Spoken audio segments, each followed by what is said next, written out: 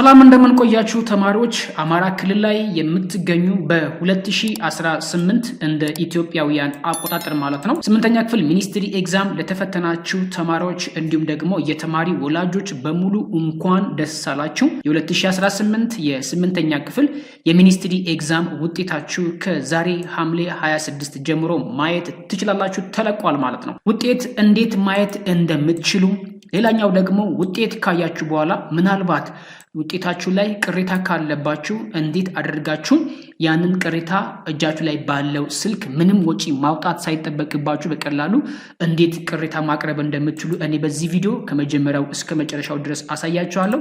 ሌላኛው ደግሞ ውጤት የሚታይበትን ሊንክ ከዚህ ቪዲዮ ዲስክሪፕሽን ቦክስ ላይ በሚታይ ስፍራ ስለማስቀምጥላችሁ ያንን ተጭናችሁ ገብታችሁ ነው እኔ አሁን በማሳያችሁ ምሳሌ መሰረት ውጤታችሁን ማየት እንዴት እንደምትችሉ ማለት ነው። ሌላኛው ደግሞ ሂሳብ ትምህርትን እዚህ ጋር እንደምታዩት በተለይ አማራ ክልል ላይ ለምትገኙ ተማሪዎች እጅግ በጣም ይጠቅማችኋል።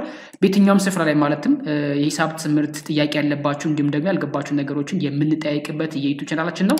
አዲስ ከሆናችሁ ሰብስክራይብ አድርጉና ጀምሩ። አሁን በቀጥታ እንዴት ውጤት ማየት እንደሚቻል ከመጀመሪያው እስከ መጨረሻው ድረስ እንዴት ውጤት እንደሚታይ ላሳያችሁ። እዚህ ጋር የምጠቀመው ኮምፒውተር ስለሆነ እናንተም በስልክ ለምትጠቀሙ ተማሪዎች ወይም ወላጆች ካላችሁ አጠቃቀሙ አንድ አይነት ስለሆነ ምንም ግራ መጋባት አይተበቅባችሁም ማለት ነው። ይህንን አንድ ጊዜ ሰርች እንዲያደርግ እናደርገዋለን። እኔ ከቪዲዮ ስር ላይ አስቀምጥላችኋለሁ ብያችኋለሁ። እሱን ተጭናችሁ ነው የምትገቡት። ይህንን አንድ ጊዜ ሰርች እንዲያደርግ እንደዚህ እናዘዋለን ማለት ነው። እዚህ ላይ እንደምትመለከቱት የ8ኛ ክፍል ሚኒስትሪ ኤግዛም ውጤት የሚታይበት ፖርታል ነው። አማራ ክልል ነው።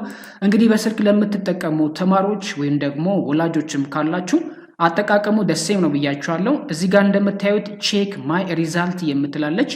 ሌላኛው ይሄን ካላገኛችሁት ማለት ነው ከላይ ትወጡና ቼክ ሪዛልት የሚል አለ ማለት ነው። ሶስተኛው ደግሞ ውጤት እናንተ ካያችሁ ቅሬታ ማቅረብ ለምትፈልጉ ደግሞ እዚች ጋር ኮምፕሊያንት የምትላለች። እሷን መጨረሻ ላይ ስለማሳያችሁ መጀመሪያ ውጤቱ እንዴት እንደሚታይ ምናልባት ዕውቀት ወይም ግንዛቤ የሌላችሁ ተማሪዎች ካላችሁ እሱ ላሳያችሁ። የነዚህ ጋር እንደምታዩት ቼክ ማይ ሪዛልት የሚለውን አንድ ጊዜ እንነካዋለን። ይሄ ካልታያችሁ ወይም በስልካችሁ ካልመጣ ይህንን ከላይ ትወጡና ቼክ ሪዛልት የምትለዋል አንድ ጊዜ መንካት ይጠበቅባችኋል ማለት ነው። ይህንን አንድ ጊዜ ከነካችሁት በኋላ እዚህ ጋር እንደምታዩት ቼክ ዩር ሪዛልት ውጤታችሁን ማየት እንደምትችሉ ይነግራችኋል ማለት ነው።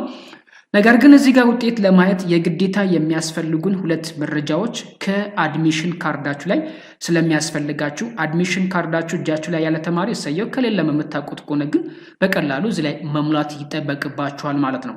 የመጀመሪያው የሚያስፈልገን መረጃ ሬጂስትሬሽን ነምበር እዚህ ላይ እንድናስገባለት ይጠይቀናል ማለት ነው። ይህንን ሬጂስትሬሽን ነምበራችሁም ደግሞ የምታገኙት ቅድም እንደነገርኳችሁ ከአድሚሽን ካርዳችሁ ላይ የሚገኝ ባለ 7 አሃዝ ቁጥር ነው። እሱን ትሞላላችሁ። ቀጥሎ ደግሞ እዚህ ጋር እንደምታዩት ፈርስት ኔም ኦፍ ደ ስቱደንት ነው የሚለው። ፈርስት ኔም ኦፍ ደ ስቱደንት ማለት የተማሪው የመጀመሪያ ስሙን እዚህ ላይ ማስገባት ይጠበቅባቸዋል ማለት ነው። የአባት ስምም ሆነ የእናንተ ስም የተቀየረ ስም እዚህ ላይ ብታስገቡለት ምናልባት ሊያስቸግራችሁ ስለሚችልና የብዙ ተማሪዎችና ወላጆች ጥያቄ ስለሆነ እዚህ ላይ ጥንቃቄ ማድረግ ይጠበቅባቸዋል ማለት ነው።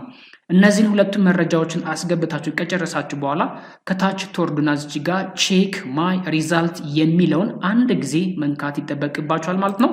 ይህንን አንድ ጊዜ ነካ ስታደርጉት በአጠቃላይ በዚህ በቀኝ በኩል አጠቃላይ የእናንተን ውጤት ከ60 እንዲሁም ደግሞ ከ140 ምን ያህል እንዳስመዘገባችሁና ማለፋችሁና መውደቃችሁንም እዚህ ላይ የሚገልጽ ብዙ መረጃ ታገኛላችሁ። ከታች ስትወርዱ እዚህ አካባቢ ላይ ዳውንሎድ የሚል አለ። ይህንንም በወረቀት መልክ ወይም በስልካችሁ እንደ ሶፍት ኮፒ መያዝ እንደምትችሉ ነው ማለት ነው። ሌላኛውና እጅግ በጣም አንገብጋቢ ደግሞ እዚች ጋር እንደምታዩት ኮምፕሊያንት የምትላለች። ይሄን እጅግ በጣም ብዙ ነው ጥቅሙ ማለት ነው። ምክንያቱም አማራ ክልል ላይ የምትገኙ ተማሪዎች ይህንን ድም ተጠቀሙበት። ምክንያቱም በተለያየ ምክንያት ውጤት ሊበላሽ ስለሚችል ማለት ነው። ውጤት ምናልባት ተበላሽቶ ከሆነ እዚህ ላይ እኛ ገብተን ቅሬታ ማቅረብ የምንችልበት ስፍራ ነው ማለት ነው። ይህንን ቅሬታ ደግሞ ለማቅረብ የግዴታ ሁለት መረጃዎች ያስፈልጉናል ማለት ነው። የመጀመሪያው መረጃ ቅድም እንደነገርኳችሁ ሬጂስትሬሽን ነምበራችሁን እዚህ ላይ ታስገባላችሁ። ሬጂስትሬሽን ነምበር እዚህ ጋር ማስገባት ይጠበቅባችኋል ማለት ነው። የ6ኛ ክፍል አይደለም፣ ነገር ግን አጠቃቀሙ ደሴም ስለሆነ ችግር የለውም። የ6 ሲለቀቅ ይህን ታደርጋላችሁ።